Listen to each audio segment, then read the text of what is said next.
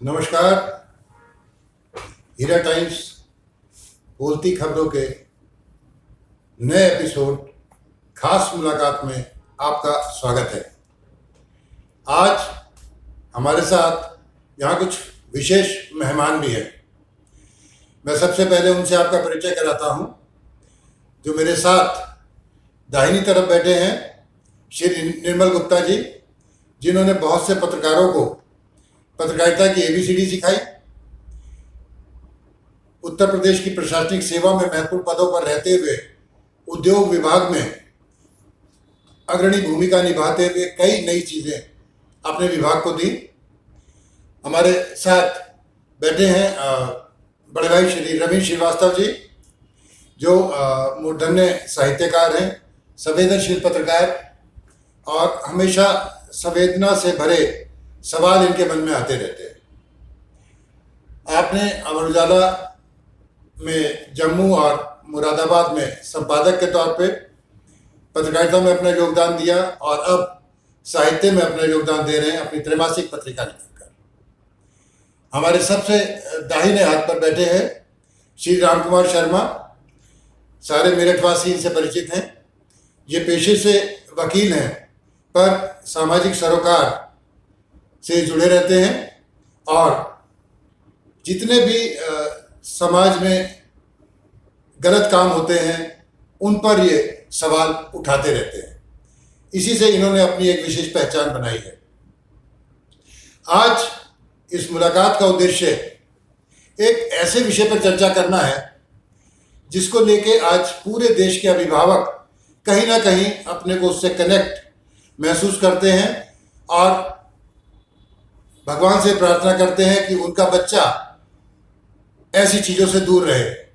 Yes, आप सही समझे, हम बात कर रहे हैं ड्रग्स की, और ख़ास तौर पे सिने अभिनेता शाहरुख खान के बेटे आर्यन खान की गिरफ्तारी और उस प्रकरण को लेकर। एक कहावत है, लम्हों ने खता की, सदियों ने सजा पाई। सवाल ये है कि जिसकी सज़ा शाहरुख खान और गौरी झेल रहे हैं वो कितनी सही है, कितनी गलत है। क्या उन्होंने उन्हें ऐसे संस्कार दिए आर्यन को कि वो ऐसी पार्टी में जाने लगे या ड्रग्स लेने लगे। पर इसके साथ और भी बहुत से सवाल जुड़े हैं जिनके बारे में मैं ना कहकर, अपने आप ना जवाब देकर, मैं चाहूँगा कि जो वरिष्ठ साथी हमारे साथ हैं वो इन बातों का जवाब दें। निर्मल भाई साहब, मेरा पहला सवाल ये है कि एक नज़र में जिस तरह से आजकल मीडिया ट्रायल हो रहे हैं और आर्यन को दोषी माना जा रहा है, क्या आपको लगता है कि वो उतना दोषी है या उसके पीछे जो सप्लाई चेन है वो ज़्यादा दोषी है, या कहीं मीडिया की भूमिका भी इसमें आपको परेशान करती नज़र आती है? कुल मिला के इसमें हमारा पूरा सिस्टम दोषी है। टूटते हुए जीवन मूल्य दोषी है। हमारा जो जीवन यापन का जो तौर तरीका बदला है हमने, और जिसमें हमने नई चीज़ों के ग्रहण करने के नाम पर एक ऐसी संस्कृति को चुन लिया है जिसमें नशा, सेक्स और दुनिया भर की चीज़ें हैं, पर जो हमारे जीवन के सही सरोकार है वो कहीं गुम हो गए हैं। आर्यन एक 24 साल का लड़का है और जिस बात को लेकर हम चर्चा कर रहे हैं वही अपने आप में बेहद दुखदायी है। सवाल ये है कि एक सेलिब्रिटी के लड़के को यदि उसके पिता के सेलिब्रिटी होने का लाभ मिलता है तो नुकसान भी उसी को मिलेगा और किसी और को नहीं मिलेगा, ये बात सत्य है। पर सवाल तो ये उठता है कि क्या उसने इतना बड़ा जुर्म किया था कि वो उसे इतने दिन से जेल ही नहीं मिल पा रही है? इसमें हुआ क्या है, नारकोटिक्स ब्यूरो का की जो अधिकारी हैं वो अपना प्रोफाइल बनाने में लगे हैं। ये सोशल मीडिया का जमाना है। ये अब इसी लोकप्रियता को लेकर आगे बढ़ेंगे और हो सकता है कि कभी उनके मन में दबी हुई ख्वाहिश होगी कि कभी राजनीति में वो लोग चमक जाए। इधर कुछ लोग कहते हैं और शायद हो भी सकता है कि आर्यन खान के ऊपर एक आगे चलकर एक कोई रामू या कोई और बायोपिक बनाए और उसके लिए इतनी सारी कहानियाँ और कितने सारे तत्व उन्हें बैठे बिठाए मिल जाए। खैर जो भी कुछ है ये बेहद शर्मनाक है और दुखदायी तो खैर है ही। बहुत अच्छी बातें आपने निर्मल जी कही। जो हमारा सामाजिक ताना बाना है और जो सामाजिक परिवेश है उसमें जो परिवर्तन हो रहा है वो चिंतनीय है। मैं भाई रवींद्र जी से इससे आगे बढ़ के पूछना चाहूँगा कि सामाजिक परिवेश तो एक कड़वी सच्चाई है जिसे बदलना बहुत आसान नहीं है, और परिवर्तन एक सिद्धांत भी है जीवन का। परिवर्तन अच्छे भी होते हैं, परिवर्तन खराब भी होते हैं। पर स्पेसिफिकली जब हम बात करें आर्यन प्रकरण की, तो आपको क्या लगता है, क्या वो दोषी है आर्यन, या जिन्होंने वो नशे के धंधे और क्रूज जैसे ऐश के साधन बना रखे हैं वो दोषी हैं, या उसका परिवार दोषी है जो कई संस्कार देने में पीछे रह गया? पुष्पेंद्र जी, आर्यन दोषी है या नहीं ये तो जांच तय करेगी, लेकिन आर्यन को इस स्थिति में लाने के लिए 4 चीजों को मैं जिम्मेदार मानता हूँ। पहली चीज घर से शुरू होती है, परवरिश की बात होती है और संस्कारों की बात होती है। जो भी आदमी सामाजिक जीवन में आता है उसकी निष्ठा खत्म होती है। जैसा निर्मल भाई साहब ने कहा है कि उनको फायदे मिलते हैं तो नुकसान भी उनको झेलने पड़ेंगे। तो कहीं ना कहीं परवरिश में कमी, कहीं ना कहीं समाज की कमी, कि समाज ने उस बच्चे में अगर ड्रग की आदत आई है, अभी नहीं पता मुझे कि आई है कि नहीं आई, ये भी नहीं पता कि दोषी है कि नहीं, लेकिन अगर दोषी है तो क्या उसकी तन्हाई थी, क्या उसकी चिंताएं थी, क्या उसकी समस्या थी जिनको किसी से वो बांट नहीं सका, माँ बाप की व्यस्तता रही, समाज में कोई मिला नहीं और ड्रग्स की चपेट में चला गया, तो समाज को भी मैं दोषी मानता हूँ। तीसरी चीज सिस्टम की जो बात कही, सिस्टम इसलिए दोषी है कि आज हम आर्यन की बात के लिए यहाँ बैठे हुए हैं। सारा मीडिया आर्यन से भरा पड़ा हुआ है। मात्रा कितनी थी? 10 ग्राम या 15 ग्राम या जितनी भी मात्रा थी उसके लिए। और जब 3000 करोड़ की ड्रग्स पकड़ी जाती है तो उस पर किसी भी चैनल ने डिबेट की हो मुझे दिखाई नहीं दी।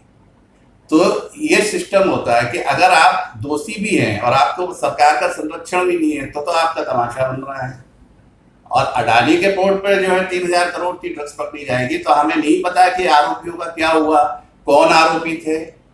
सिस्टम की दूसरी बात यह आती है कि जांच एजेंसी को जांच करने का पूरा अधिकार है।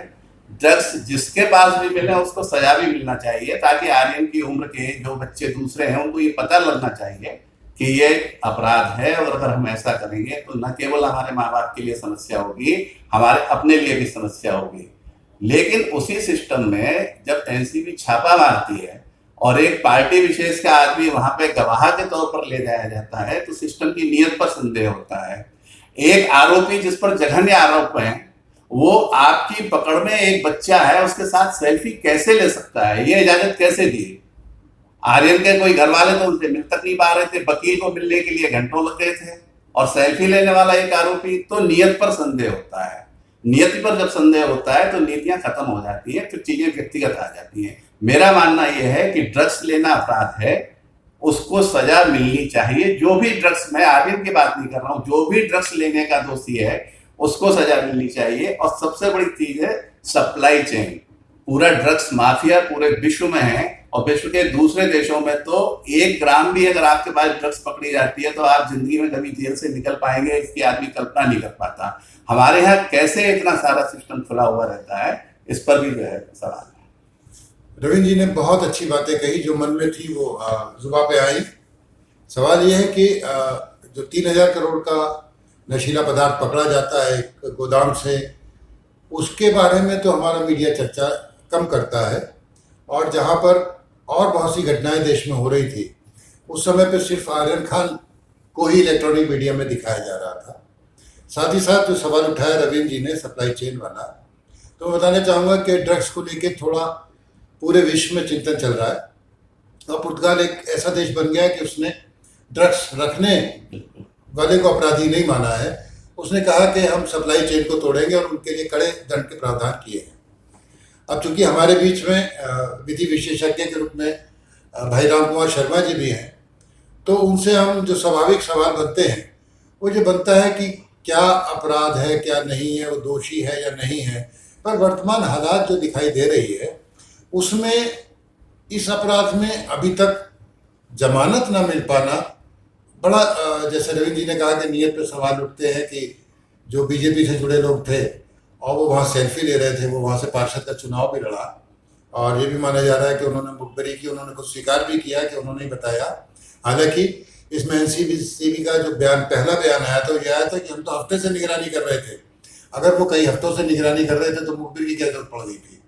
तो बहुत सारी ऐसी चीज़ें हैं जो इस पूरे प्रकरण में सिस्टम को भी सवालों के घेरे में खड़ा करते हैं। तो हम भाई राम कुमार जी से पूछना चाहेंगे कि क्या वो बेल का भी अधिकारी नहीं है? देखिए, इसको थोड़ा समझना होगा। दोनों इसके जो प्रारूप है उसको आपको फिर से समझना पड़ेगा कि हम आर्यन खान पे चर्चा क्यों कर रहे हैं। ऐसी क्या अवस्था हो गई या क्या ऐसी बात होगी कि हम उसी पे चर्चा कर रहे हैं? क्या आर्यन खान से ज़्यादा हम पे चर्चा करने के लिए और कोई राष्ट्रीय मुद्दा नहीं था? नहीं था, क्योंकि सत्ता नहीं चाहती कि हम किसी और मुद्दे पर चर्चा करें, हम आर्यन खान पे ही चर्चा करें। ये सत्ता चाहती है। क्या जो अडानी के बोर्ड पर जो 3000 किलो के लगभग ड्रग्स मिली थी उस पर चर्चा नहीं होनी चाहिए थी? नहीं हुई, क्योंकि सत्ता नहीं चाहती थी। आप ये देखिएगा, मैं दूसरे यूपी में लेके आता हूँ आपको। जिस प्रकार का प्रारूप और प्रचलन यूपी में चल रहा था कि गोकशी के नाम पर टांग में गोली मार दी गई, या बदमाश को पकड़ते हुए टांग में गोली मार के कभी लेफ्ट में लग रही है, कभी राइट में लग रही है, गोली मार के फोटो भिजाए, सेशन बनाया और सरकार को बता देगा ये काम कर रहे हैं। इसी प्रकार से ये जो इस समय वर्तमान जो स्थिति चल रही है, कानूनों को देखो तो कानून को भी उन्मादी रंग में या सत्ता ने अपने रंग में ढाल लिया है। हम इसको इस प्रकार से कहेंगे। थोड़ा सा फ्लैशबैक में जाना होगा आपको। सुशांत सिंह केस को आपको समझना होगा। सुशांत सिंह केस में किस रूप से मीडिया ट्रायल हुआ, उसके बाद रिया चक्रवर्ती के साथ में हुआ, वो सब प्रक्रिया खेल सब आपके सामने है। मैं उस पर बहुत ज्यादा पीछे नहीं जाऊंगा। अब हम इसमें आर्यन खान पे आते हैं। आर्यन खान पे आरोप क्या है? आरोप यह है कि उसने ड्रग्स ली, ड्रग्स की वो रिकवरी नहीं है, ये भी वो प्रमाण नहीं दे पाए कि ड्रग्स ली, सिर्फ आरोप ही लगाया है। उस पर जो सेक्शंस लगाए हैं वो बेलेबल ऑफेंस है। अप टू 1 ईयर 10,000 रुपये जुर्माना, मिनिमम 6 महीने, ये आरोप है जिसपे कि उसकी बेल उसी दिन मिल जानी चाहिए थी, लेकिन नहीं, क्योंकि कानून का जो उन्मादी और सत्ता रूपी जो आचरण इस समय होता जा रहा है और जो बंधक होती व्यवस्थाएं होती जा रही हैं, ये जो सनई संस्थाएं होती जा रही हैं, ये हमें मजबूर करती है कि छोटी चीज को बड़े रूप में दिखा दिया जाए, बता दिया जाए, और जो घटना हो जो सत्ता के विरुद्ध हो तो उससे बड़ी घटना बनाई जाए। तो ये मुझे प्रायोजित कार्यक्रम सा भी लग रहा है। देखिए, जहां तक नशे की बात है, बच्चों की बात है, हाई सोसाइटी में आप देखें तो नशा एक फैशन में हो गया। शराब पीना, सिगरेट पीना फैशन में। आप इसको नहीं करते हैं तो आपको शायद बैकवर्ड माना जाएगा। इस नशे में जैसे आप पहले बियर पियेंगे, शराब पियेंगे, स्कॉच पियेंगे, स्नोमोर्ड पियेंगे, और उससे अधिक जो नशा हो सकता है वो हम लेने के लिए वो ये तो फैशन में है। क्या हमारे मेरठ में इस प्रकार के नशे नहीं हो रहे? क्या हमारे मेरठ के आसपास स्कूलों में इस प्रकार का आचरण, इस प्रकार चीजें नहीं पाई जा रही? आप ढूंढिए, मिलेंगे आपको, लेकिन वहां चर्चा नहीं है, क्योंकि आर्यन खान के माध्यम से सरकार मुद्रा जो है जो अडानी पोर्ट पर जो चीजें पाई गई थी उससे ध्यान भटकाना चाहती है। और इसको भी जो सब राष्ट्रीय मुद्दा चल रहा है, राष्ट्रीय पाठ्यक्रम है हिंदू मुस्लिम का, इसको भी इसी रूप में लेकर आ रही है। कोई मुद्दा नहीं था, कि कोई इतनी बड़ी न्यूज ये नहीं थी, इसको आराम से खत्म कर दिया जा सकता, बेल नहीं सकती थी। लेकिन गजब ये है और तमाशा है, तमाशा बना के जिस सेक्शन में बेल मिलनी चाहिए थी, सेम डे खड़े खड़े बेल मिलनी चाहिए थी, उसको बेल को नहीं दिया गया। और अभी तक और अब देखिए, जुडिशरी में मैं टिप्पणी नहीं कर रहा, क्योंकि जुडिशरी का अपना एक कार्य प्रणाली है, लेकिन क्या जुडिशरी को भी नहीं सोचना चाहिए कि किस प्रकार का क्या कार्यक्रम चल रहा है? लेकिन जुडिशरी प्रभावित हो रही है किससे? मीडिया ट्रायल से। मीडिया ट्रायल हो गया तो जुडिशरी बैकफुट पे जाती है। अरे भाई, कानून जो कहता है, कानून में जो लिखा उसके अनुरूप आप आचरण क्यों नहीं कर रहे, क्यों डिसीजन नहीं दे रहे? तो कहीं मैं समझता हूं कि ये जो न्यायिक व्यवस्थाएं हैं, संवैधानिक संस्थाएं हैं, ईडी, सीबीआई, जितनी भी टीम है, ये सत्ता के अनुरूप खेला चल रहा है, और ये खेले का ही अंग है जिसको हम देख रहे हैं। मैं एक बात बिल्कुल ठोकूंगा, जी ने जैसे बात की है, ये बात बहुत ध्यान में रखने बात है कि एक आदमी के लिए तो सुप्रीम कोर्ट अपनी सारी जो है प्रायोरिटी खत्म करके सुनवाई करती है 24 घंटे के अंदर, और जमानत देती है आरोपी को। हाई कोर्ट को फटकारती है कि तुमने जमानत क्यों नहीं दी, और इस मामले को लगातार सुनवाई पे सुनवाई टाला जा रहा है, तारीख पर तारीख दी जा रही है। अभी तक जो है कोर्ट तय नहीं कर पा रही कि बेल देनी है कि नहीं देनी है। ये न्याय के सिस्टम पर जब सवाल उठ जाएगा तो देश के लिए बहुत खतरनाक होगा। बहुत अच्छी बात कही रवि जी। देखिए, जो भाई राम कुमार जी ने बात कही और जो रविंद्र जी ने कही न्यायिक व्यवस्था की बात, मेरा इसमें एक बहुत छोटा सा बात विचार आ रहा था मन में, वो ये था कि जिसे हम जेल कहते हैं, ये जेल तो थी नहीं, इसका नाम तो सुधार गृह था। तो एक जवान बच्चा जो ऐसे में किसी जाल में फंस गया, या हो सकता है वो गलती नहीं, वो जानबूझ के ही गलती कर रहा था, फिर भी उसे सुधरने का मौका देना चाहिए, या उसे और जेल में अपराधियों के साथ रख के उसे और बड़ा अपराधी बनाने की तैयारी करनी चाहिए। ये सवाल हमारे मन में आते हैं। मैं चाहूँगा निर्मल जी इस पर अंतिम टिप्पणी करें और फिर हम इस चर्चा का समापन करेंगे। आगे हम मिलते रहेंगे। निर्मल जी, इस बात को न्याय व्यवस्था पर तो कोई टिप्पणी करनी व्यर्थ है, पर एक बात समझ लीजिए कि एक 24 साल का लड़के के पास उसकी प्राथमिकताओं में क्या चीज़ है।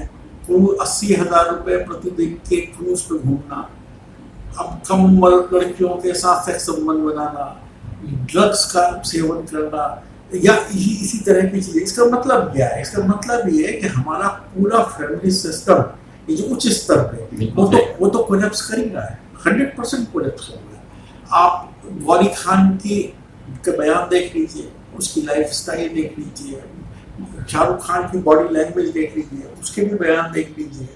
और उसका तो कहना है कि शाहरुख ने कहा भी था कि यदि मेरा लड़का ये सब काम नहीं करेगा तो और कौन करेगा। बात तो ठीक है।